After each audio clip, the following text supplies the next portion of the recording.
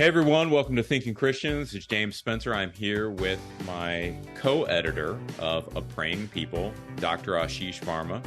And we're going to be talking a little bit about the book and about the chapter, specifically the chapter that Ashish wrote in the book. So welcome, Ashish. Thanks for coming on. Ashish and I have worked together at a previous institution, Moody Bible Institute, for a lot of years. Ashish was a faculty member. I was part of the Evil administration. And we worked together and collaborated on this project after the fact, after I had sort of moved on. And so it's a pleasure to have you here, man. Introduce yourself a little bit, tell people what you're doing now, kind of what your background is, and let's just hear from you from the horse's mouth, who you are and what's got going on. Sure, yeah. Thanks for the introduction. And I'll say evil administration is pretty heavy-handed, but now that you're not part of that administration, the evil washes away, right? That's right. As soon as you leave, it's gone. As soon as you leave, it's gone. My background is... At Thrivent, planning your finances is bigger than money. It's a way to support the people, causes, and community you love. Because helping you put your faith into action is at the heart of what we do. Thrivent, where money means more. Connect with us at thrivent.com. In systematic theology. Did my PhD at Wheaton College under Kevin Van Hooser, which was a great experience, if not a stressful experience. Not because of him, but that's just the process, as you know. Yep. I love doing theology. Have loved it probably since early grad school when I was a history master's student, and I had to take a course in theology, and I encountered Henri Blocher.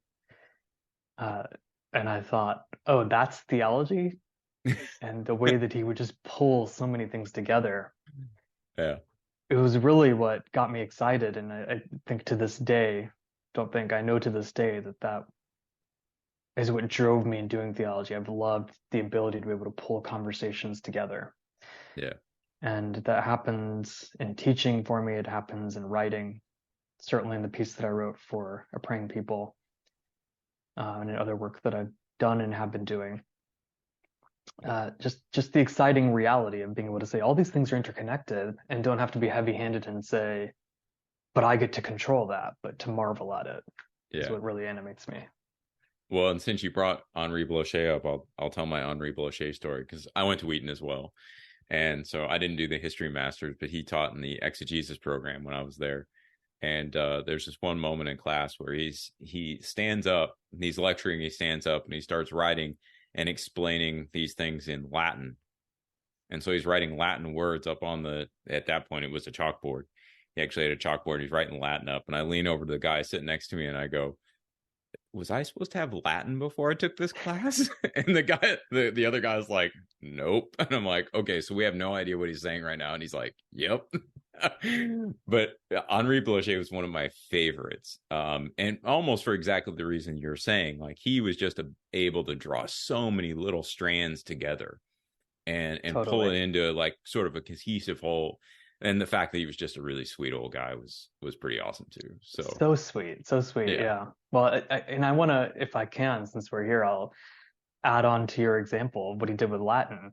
He would begin every class sight translating from Greek or Hebrew, whatever the passage was he decided was most significant for the day, and giving textual commentary and off the top of his head telling you what other commentators say about the passage and evaluating them before he'd give us a 10-minute break and then jump into issues of history or constructive theology or philosophy. And I remember, pulling things together again. You mentioned the Latin. I remember writing a review for him on one of Jürgen Moltmann's book, a German theologian. Yeah. And he wrote me, in his writing was tiny. Yeah. Like, pull out a magnifying lens. He had a full page of comments at the back. He said, I love this review. You did a good job. I think you're right. And then he started giving me all of these quotes from the German edition of Jürgen Moltmann's book. I read the English. That would further, he's like, you could have cited all these examples to further make your point. And I said, yeah, sure. Like, okay, yes, I'm glad you agree. And I'm glad I think I was right. And then to add on to that, I remember I had a colleague in class who did his undergrad at Wheaton, was a philosophy major as an undergrad. and if I dare say, was a little full of himself. And I remember one day I don't even know why, but he didn't love what Blanchet was saying, but he would do it in a way that was like, look at me, look what I know. And he said, Yeah. according to Gadamer, he says blah, blah, blah, blah, blah, blah. And I don't even remember what the comment was, but I do remember Right. Blanchet's response, very gracious, just turns to me and says, actually, on page such and such of Gadamer's Truth and Method, he says blah, blah, blah, blah, blah. And I went like this, and I turned to that guy like, you better be sinking in your seat, because Yeah. you need to be quiet now. You need to stop talking. When the guy actually cites the page Off the top of his head, right? You're done. Just be done. Yeah, Just be done. exactly. So sitting in that man's glasses, I thought, I don't think I could ever do what he does, but if I could approximate that, that's awesome. And I love that ability to pull so many things together so richly. Very cool, man. Well, what are you doing right now? I mean, I know you've written this chapter and we'll get to that, but what are you doing right now? Tell us about some of the work you're doing, especially for Bart Center, right? Yeah, for Princeton Seminary's Bart Center. They've launched this new online magazine called God Here Now, which is named after one of Bart's books that's more accessible. Mm-hmm. And the whole point of it is to showcase doing theology that's deliberately practical. It doesn't come up as aloof, isn't devoid of technical conversations, but doesn't try to center those, tries to touch life, pull on anecdotes, those sorts of things. So I've wonderfully had the opportunity to be one of the I don't know what you would call it, like a year-long fellow, where I'll give them a piece every month for the next, we're a month or so into it already, but for the next 11 or so months now. And it's been a fun process because some of my former students work at the Bart Center, have gone or are going to that seminary. And so they're my editorial staff of sorts, and they come back and say, we can hear you in the classroom, but you need to tone down the technical. And you use this example halfway through. Can we pull it to the beginning? And then I have to make my case for why I don't want, those sorts of things. But it's been very fun. We're early on in the process. Just released a piece that's called, if I'm getting the title right, Resisting a Pure Theology, Theology in Proximity, where I'm drawing on the French sociologist Pierre Bourdieu. Mm-hmm. Really influential fellow, probably more so after he passed, I think, when you say. I know he's been influential to you as well. He has, he's one of he's one of the sociologists I generally draw on, and really, really good work. Not necessarily the most accessible, but powerful in what he's doing. And one of his key points was sort of in a desire to defend the importance of his work as a sociologist, amidst the attacks of, well, you're too close, you're allowing your biases to enter into your study, which is just a problem of sociologists, people would say. His response was, we have 5 senses, and too much of our lives are spent being taught that the most important ones are being able to see and being able to hear, which are certainly valuable, but you do those from a distance, right? I look down the road and I can see something or hear something, but I don't smell it, I don't feel it, I don't taste it. Right. And so his case is that it's really important to truly understand something, to have those, what he calls senses of proximity, to smell, to taste, to touch. And so what I wanted to do in my first piece was to think about that in terms of theology, because I think theology suffers from similar criticisms. If you get too close to something, well, you're allowing your experience to enter into it. But to me, I look on the other side and I see, what greater theologian have we had than Jesus himself? And he picks up that seed, that little mustard seed. And it's tiny, if you've ever felt one. And he says, faith is like this mustard seed. And his ability to be able to draw directly upon what people know in their everyday life, right? Or look down the side of the hill and say, look at the gates of that city. The gates of Hades shall not prevail. Like that's very experiential. Or doing theology, not just as, but in the midst of healing people. Talking about sowers and weeds and oil and lamps, right? He didn't see life from a distance as the way to talk about God. And so I don't want to dismiss the wonderful gains we've had from doing theology in these more abstract ways, but I wanted to say Right.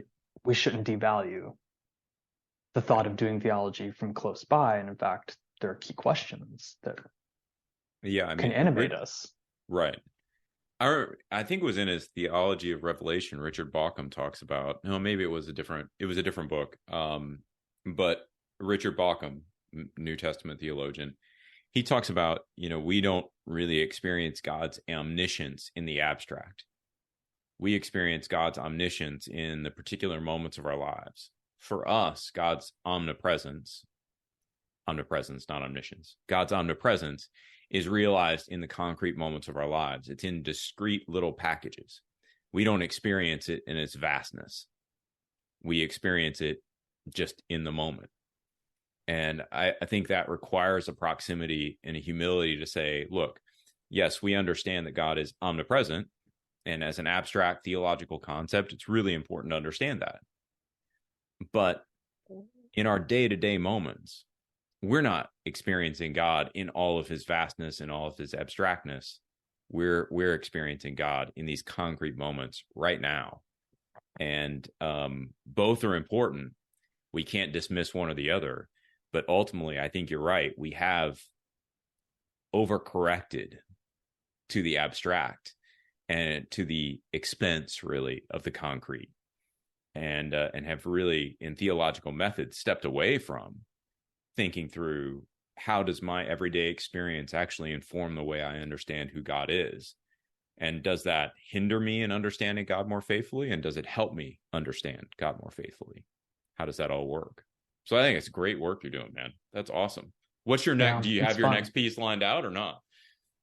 So I'm overdue on the abstract for it, but I do know what I want to do. I want to, in my mind, it's building, and obviously I can't presume that people have read the last one to then move on to the next one. Sure. So I have to negotiate how that works out. But in my mind, anyway, it's a building thing where I want to say, okay, not only is theology and proximity a good and powerful thing, but theology belongs to story. So Jesus told stories when he was doing theology, but even the entirety of the revelation that we look to, the Bible given to us, is a story. It's a story with lots of different authors and lots of different movements and complexities, but it is fundamentally a movement from God creates to God recreates, and it's told in the manner of not just simply saying in some sort of staid, stoic way, well, God made this, and now I'm going to give you a lecture of 10 points as to what that means. It's God and the authors of Scripture telling us a story about God creating. There's a wonderful book by Jonathan Gottschall where he talks about how no matter how hard we try to resist it, we are inherently creatures of story. And he loves to look to kids, right? It's not just that kids are these immature, naive beings who are dallying in the unimportant things. Because when you look at kids, I have 4 little ones, and every moment of their wakeful lives is conjuring up stories. They're sitting at the dinner table and you have to try to get them to eat because they're spending all of their time making up these live action scenarios where, it could be I'm Elsa and you're Anna and whoever the characters are of that movie, and they're enacting it, right? But it's not just them. We dream every night. We're working out our lives and story in our dreams. If I'm assuming I'm not so unordinary, but I tend to zone out all day long in the middle of things, and I'm thinking of stories, right? Or the reason that Netflix and Max and Prime are such popular and lucrative venues is that the movie making and TV show making industry has realized that if we just make continuous stories, then people will be hooked in, right? This isn't MacGyver from the 80s and early 90s where every episode's its own thing. This is Game of Thrones, right? Where it's 8 seasons of majestic storytelling. And people binge watch it, or any other story. So I want to tap into that and say, this isn't just some outside observation. If this is our Bible, and this is how we tick, then theology too should be very driven towards telling stories, but also we're interpreting story, we're telling stories. Yeah. What might it look like then to think about theology's narrative? And then I want to work from that in future pieces to not reimagine in the sense of reinvent a wheel, but reimagine in terms of being able to speak in ways that seem to matter more to us. Yeah. You know, what might sovereignty mean as within a theology of narrative instead of as this sort of mechanical, logical puzzle to be solved, or providence. Yeah.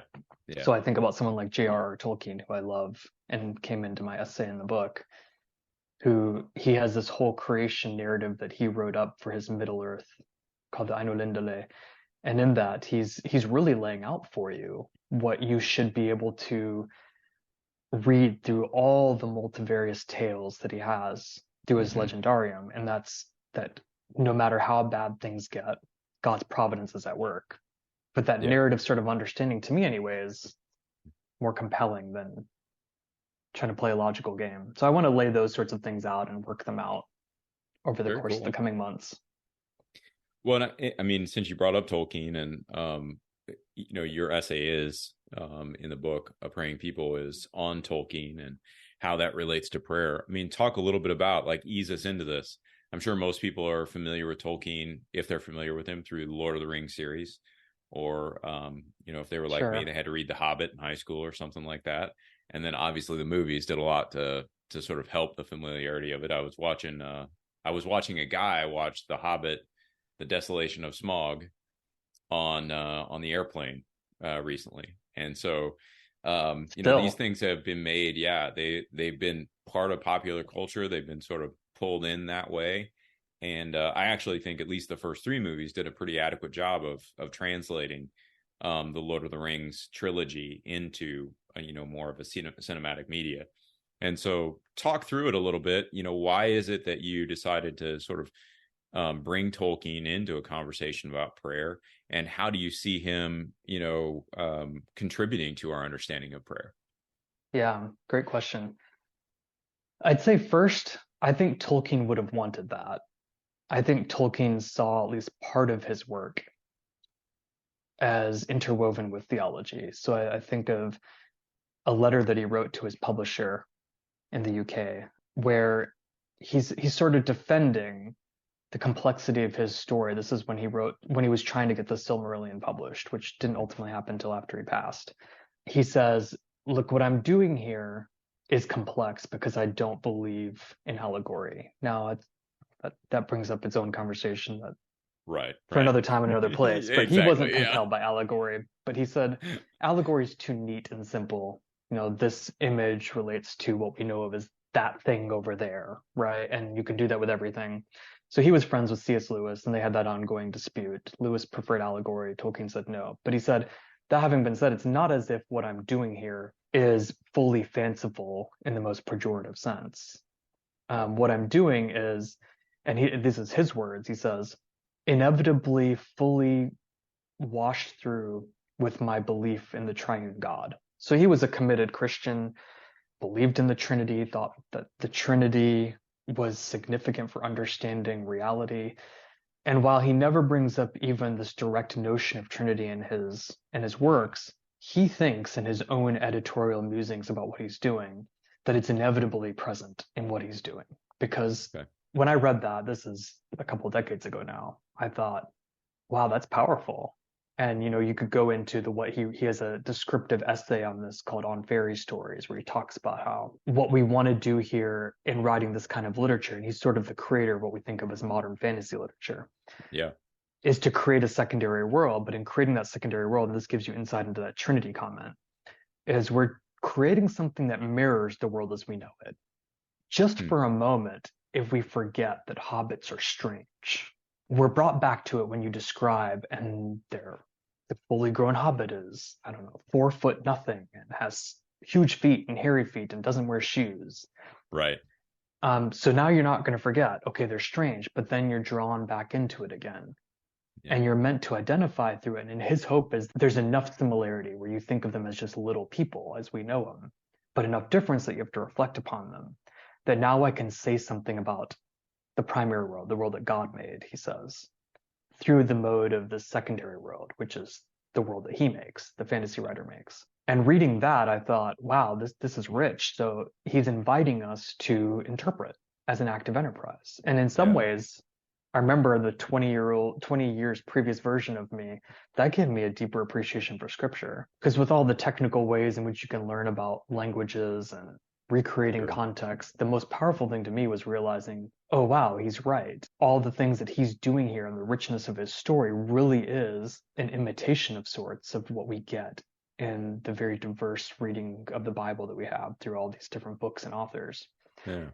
One of the things that he likes to pull on that motivated me here was he creates a stark contrast between those that embrace being tied to the world in which they're created. And by world, I don't mean structures of authority, governments, civilizations as we know them. I mean, simple seeming things, trees. Right. The natural which is where world, I go in my kind book, in my essay. Right. The space they inhabit. Yeah.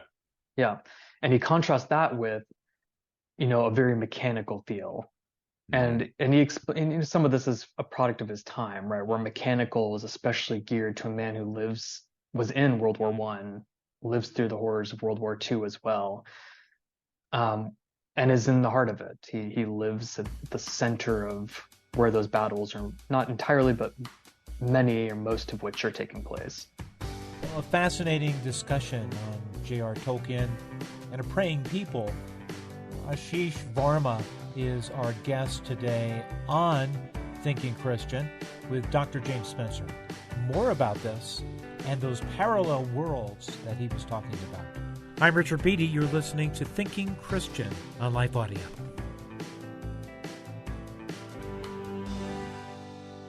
For some of us, personal finances aren't just personal. They include loved ones, neighbors, the communities we call home, and the causes we hold in our hearts. At Thrivent, planning your finances is bigger than just money. We help you put your plans into motion and faith into action so you can do more for the ones in your heart. Because sometimes all you need to make a difference is someone to help you make it happen. Thrivent, where money means more. Connect with us at Thrivent.com. One of the things that he likes to pull on that motivated me here was he creates a stark contrast between those that embrace being tied to the world in which they're created. And by world, I don't mean structures of authority, governments, civilizations as we know them. I mean, simple seeming things, trees. Right. The natural which is where I go in my kind book, in my essay. Right. The space they inhabit. Yeah. Yeah. And he contrasts that with, a very mechanical feel. And he explained some of this is a product of his time, right? Where mechanical is especially geared to a man who was in World War I, lives through the horrors of World War II as well, and is in the heart of it. He lives at the center of where those battles are, not entirely, but many or most of which are taking place. Yeah. And so for him, machinery is very much tied to destruction. This destruction of people, this destruction of heritages, homes, landscapes. And so he's reflecting on the other end of that, of what might it mean to value these things. And so he builds that in. So you have hobbits that live in holes in the ground. You have trees that are living entities, and they have themselves tree herders that look like trees and can disguise themselves. You have the guy who is sort of one of the facets of a Jesus type character, King Aragorn, or the man who will become King Aragorn, who he walks out and he says, find me, I forgot the name of it, but its common tongue name was Kingsfoil. And the reaction he gets is, oh, that's just a weed. What to other people was a weed was something he had a deep, intimate understanding of as someone who could track well, who knew the ground. And he said, I can use this to heal. He saw it as a medicine and an herb, right? And all these things are littered throughout what Tolkien's doing in a way where she's trying to powerfully help us see that we are creatures in a theological sense who belong to the dust of the ground.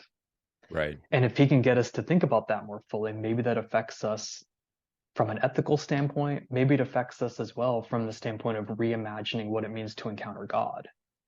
Sure. So as we encounter God, or at least believe we encounter God in the midst of climate-controlled warehouses or stone cathedrals, whatever one's tradition is, Moses encounters God in a bush that's burning but not being consumed, right? Or the people of Israel encounter God in these very naturally driven miracles meant to denounce the status of divinity in Pharaoh, and to pull up the status of divinity of their covenant God, Yahweh. Or they encounter him in passing through waters that, it's one miracle to have waters of the Red Sea or the Sea of Reeds be pulled back. It's another miracle for that land to not be mushy. You can walk through it. Right. And I think that must have been something they realized in that moment, right? As people that belong to that environment. And then they have food raining down from heaven over 40 years. They have this light in the sky that's guiding them. Yeah. So before you ever get to Jesus pulling up a mustard seed or using planting or farming metaphors to tell parables, it's just natural to who we are. We forget this sort of thing. And so the sort of thing that I would often tell my students that was kind of a wake-up call for me was, I remember being in my first year of marriage, and in our PhD program, we did an annual a Labor Day picnic. And it was kind of one of those nice moments to say, life is stressful in a PhD program, but here's a moment to relax. And students were there, and all the advisors, supervisors were there. And it was Labor Day weekend, so it's always warm, right? And it was a nice sunny day. Well, my wife and I had just moved into a condo with an attached garage. And to that point in my life, I'd never had an attached garage. Actually, since then, I still haven't. But we had an attached garage at our family home growing up, but that was for my parents. My car was outside. So sure. I go outside and I have to deal with they go off to work while I'm scraping ice off the window, sort of thing. So this was a wonderful moment of I don't have to scrape ice off the windshield. Yeah. So you look out the window, Labor Day weekend, it's sunny. There's a little stream back behind the condos subdivision, and there was ducks swimming in it. It looked beautiful. Yeah. We put on shorts and a t-shirt. We go to the car. We drive 15 minutes to this park, and we get out of the car and we realize, oh no, it's cold. And the funny thing is, like, how did we go that far and not know it's cold? That's kind of profound. And I remember my doctoral supervisor saying as much to me as he watched us chasing the shadow line as the afternoon waxed into the evening. And he, not ironically, he wasn't trying to ding us or anything. He just said, I guess that goes to show we really are abstracted from the land. And that kind of awoken something in me alongside this growing understanding of what Tolkien was doing, to say our theology should pay attention to these things. Even the fact that we don't says something theologically about us, right? That as creatures made from the dust of the ground, creatures who breathe the air that come through these organic HEPA filters, trees. Right. And we're cut off from it all. And I'd say as a final observation, I know I'm getting verbose in this. No, you're good. An observation that I think everyone's probably had at some point or another, but when you're sick and you can't, and you're in the middle of the winter and you have the windows shut and you have trouble sleeping because your nose is stuffy, and then you walk outside and all of a sudden it's all clear. Your nostrils open up, your sinuses open up, and it's nice for a few minutes. And that's not an accident, right? It's something about the quality of the air that we're tied to that's cut off when we're in it. Look, I live in a air-conditioned and heated house, so I'm not saying go find a tent somewhere, but I'm saying all those sorts of things. I thought that's all important. And now when we think about prayer, does that importance all of a sudden for our being move away as we pray? Yeah. Well, arguably, no, it doesn't. So I wanted to use Tolkien. I wanted to use observations from philosopher Owen Barfield, who talks about the use of language. I wanted to use information from scientists who talk about these sorts of things, that Blocher kind of thing, and pull people together to ultimately get at what my question was, which was really going into it. I didn't have an answer. It was, does it make a difference to be creatures who belong within creation? when we think about prayer. And by the end of, not, but it wasn't as if I was writing it, not knowing what I was doing, right? But by the end of really working through this and then beginning to write, I said, yeah, it does matter. Yeah, and I mean, it strikes me as just, I mean, obviously I enjoyed your essay, but I think what also strikes me is, as you're talking about it now, you think about the way the tabernacle was constructed, you think about the way the temple was constructed, you think about the gestures it made to the Garden of Eden, the different floral and vegetative imagery that was included in the tabernacle and the temple. You even think about Solomon's prayer about the temple. When he's establishing the temple, he's asking God to come in and be present in this temple, knowing that it's almost sort of out of the norm, that this isn't something, in other words, that is, oh, God expects this, right? This was the pinnacle of all we were supposed to do. It's almost as if he's sort of entreating God as if it's an accommodation, right, to have this centralized temple structure. But ultimately, those temples were designed to remind Israel of the garden that they'd abandoned. And so I think your point about prayer, and the connections between nature and particularly, we might even say, instead of nature, God's creation specifically, as opposed to man's creation, which, to your point, I'm living in an air-conditioned house too, and I hope I never have to not. I'm not good sweaty. But I will say, I mean, I think that there is something to our over dependence on, and over, how would you say it? Almost a fetish with, right, our own technology and the way that it sheltered us and the way that it cares for us, that disconnects us from what God is really trying to help us remember, which is not our own creativity necessarily, but the creation that he's given us. Yeah, for sure. I think, to your point on that first of all, that it's creation that we want to speak here. Norman Wiersbe has that great book where he says moving from nature to creation, where that's the point he's really wanting to evaluate, that it's not bad to say nature, but understand that we're caught up in, to have a callback to earlier, a story when we say nature, as opposed to a story when we say creation. When we say creation, we're speaking of our having received something. Yeah. And so to be caught up in that, but to miss that point, I think is the real tragedy, right? Yeah. And I'm not about to, again, go live in a tent. But maybe that says more about my own weakness right now. Exactly. Right? That most people in the history of the world have lived in those kinds of environments. Right. But what can I still learn from it, right? Is it just the normalcy of life where we live here doesn't even provide the opportunity to go live in a tent anyway. That's right. But what can that mean for our everyday practices? Perhaps it's something as simple as when we pray, be breathing the fresh air as we pray. And it doesn't mean every moment of prayer has to be that. We can't pray yet, kids. We have to go outside first. Right. There's an obvious absurdity to that.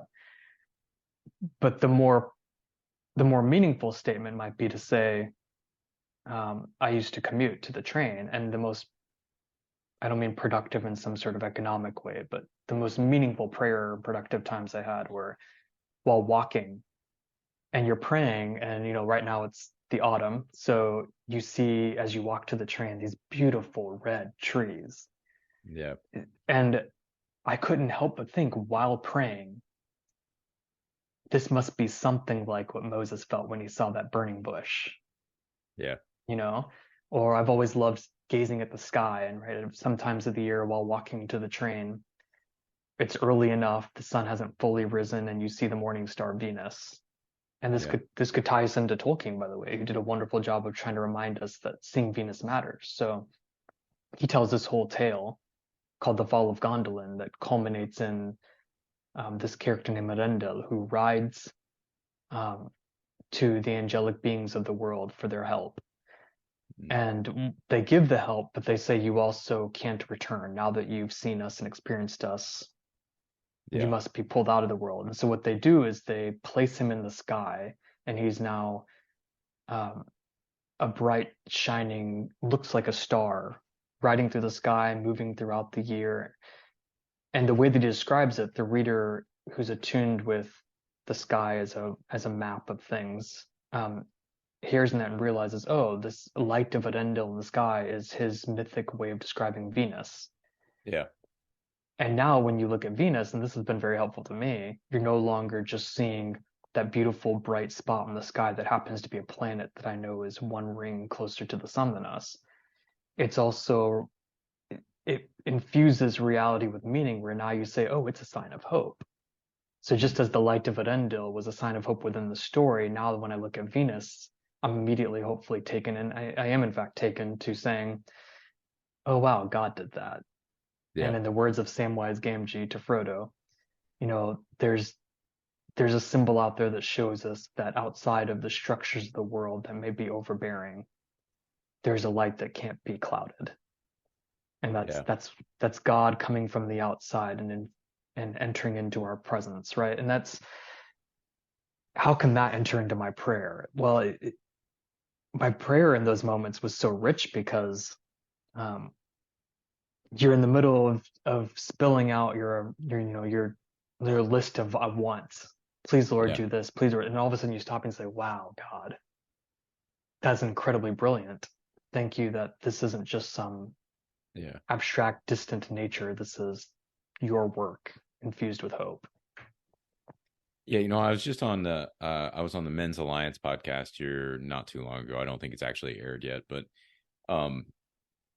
the host of that program, whose nickname was Goose, he and I talked a little bit about this, like getting out into nature. And I talked about, Kim and I have started taking walks in the mornings, and it's still dark out where I'm at, and so you can look up and see the stars and the moon, and it's still out, like it's like you're walking it before twilight.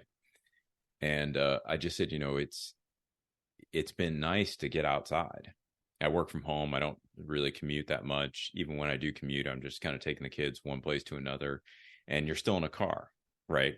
And so that walk in the morning has just been real refreshing. And he made the comment, he said, yeah, it's funny how most of our problems are actually indoor problems. And I was like, dude, I love that. I love that idea of, most of our problems are indoor problems. And when we get outside, a lot of those indoor problems start to feel smaller. And I think that it connects with what you're saying. When you get out into creation, you get outside the four walls that we normally sit within, you get outside of, the air conditioned rooms and the heated rooms and all the technology, and you actually stop filtering God's world through a cell phone or a camera or whatever, right? And you're actually seeing it in all its vividness and all its reality. You're seeing it, you're feeling it, you're smelling it, you're hearing it, all the senses engaged. It does make a difference. It really and truly does make a difference. And so absolutely. I think, your essay drives home the point that it also makes a difference for prayer. And so if we're praying, if all we do is pray inside, it's not like that's a bad thing, right? Praying anywhere is probably okay. But there is also something that would release our imaginations and help us to recognize all that God has created when we do it actually in the world that God has given us, as opposed to in the homes we've constructed or in the churches we've constructed or what have you. Is that kind of, am I summarizing kind of where you're at? Yeah, that's great. And what I guess what I'd want to emphasize too within that is that it shows a level of interconnectivity. Yeah. And that, what I wanted to emphasize towards the end of the essay is that when I pray for food, that's a good thing. But when I pray for food, I'm also presuming a structure for how that food gets to me that may not be so good for that person over there, right? The person who works the banana plantation or the pineapple plantation. It may not be good for the earth. You think about, we have this tradition of Saturday morning documentary, and we were watching this piece, the kids and us, this weekend, where it was talking about the ancient land of Kush that's now fully desert, but we have plenty of good both textual and archaeological reasons to accept that it was not always desert. It's a desert, yeah. Yeah, and we have pretty good mechanisms for being able to decipher how we got from A to B, right? To lush land that was the center of an empire to a desert. And it's simple, really. One of them was that their way of life was predicated upon knocking down all their trees. Yeah. Well, speaking of pulling things in for theology, right? These trees, this tree that God put in the center of the garden and surrounded with a whole bunch of other trees that Richard Bauckham, who you mentioned earlier, says, maybe I think the garden was actually a forest. Yeah. They're temperature controllers. They prevent roots from dying in the winter because of their cover and the leaves cover that falls to the ground. They create cooler temperatures when it's hot. It keeps it warmer when it's cold.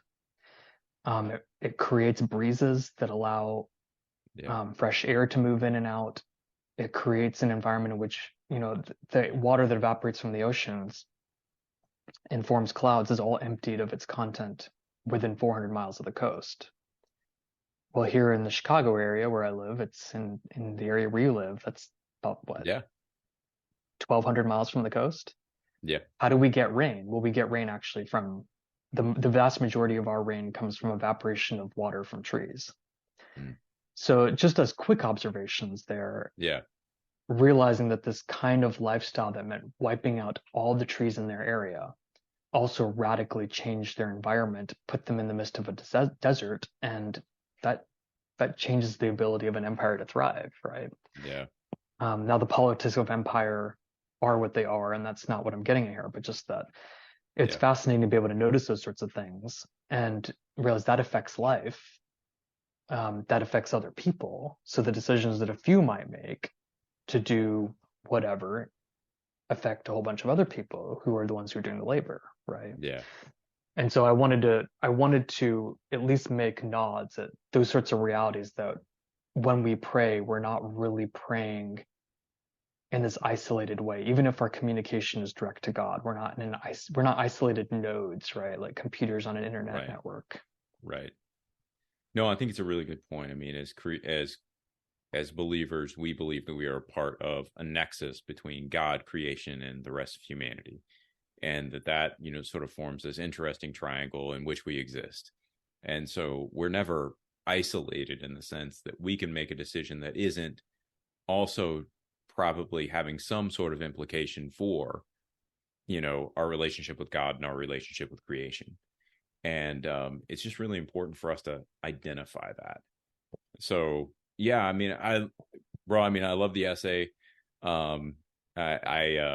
Tolkien, I think I learned more about Tolkien reading it than I did reading the Lord of the Rings trilogy and all that other kind of stuff. So I really appreciate that aspect that you bring to it. And hey, I know we're coming in on the end of the time here, but any final words you want to kind of give people, some thought that you have lingering with regard to prayer, to leave with the listeners?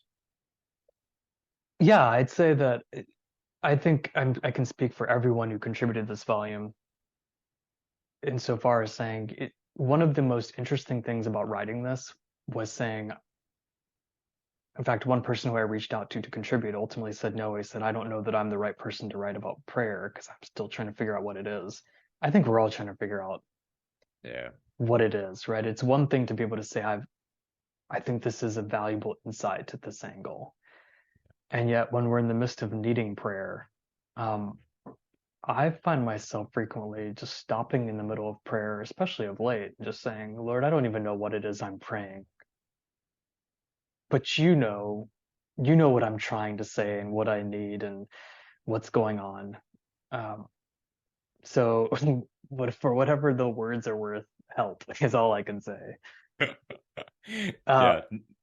And in the moment, it feels a little sheepish to be able to admit that, even if it's just a prayer by oneself. But I don't think that anyone who wrote for this volume would say otherwise, right? I think we've all had those sorts of things. So I don't hope that this is received as essays on prayer from the experts in prayer. I hope it's received as the essays on prayer from those who are wrestling with it because we really ourselves are trying to grasp this wonderful, beautiful thing of talking to God. I know I definitely would not say I'm an expert on prayer. And I think part of what motivated me to write for the book and to edit it with you was just that I really felt like it's an area where I want to grow. And so the best way that I know how to grow is to study and think and just try through trial and error and grow that way. And so, yeah, I think everybody who contributed would echo that. And for the folks who are listening, all I would say is don't feel bad if you don't quite understand how to pray. I don't know that there are a lot of people who have mastered that. And if you're one of those folks who just feels like at home in prayer, kudos to you. Help the rest of us. Because it is definitely a foreign language to me in a lot of ways. So I definitely echo that sentiment. Well, thanks, Ashish, for being on. Thanks for talking through this, and just thanks for your work editing a volume and writing the essay you did. Yeah, we'll post in the show notes some ways that if you want to read Ashish's essays in the Bart Center magazine, we'll get those posted in the show notes. And I'd encourage you all to check it out because it sounds really cool. I'm gonna go out and check it out as well. And outside of that, we will see you next time. Again, Ashish, thanks for being on, and we'll catch up with you all later. Thank you. Sounds good. Thanks for having me. I want to take just a second to thank the team at Life Audio for their partnership with us on the Thinking Christian podcast. If you go to lifeaudio.com, you will find dozens of other faith-centered podcasts in their network. They've got shows about prayer, Bible study, parenting, and more.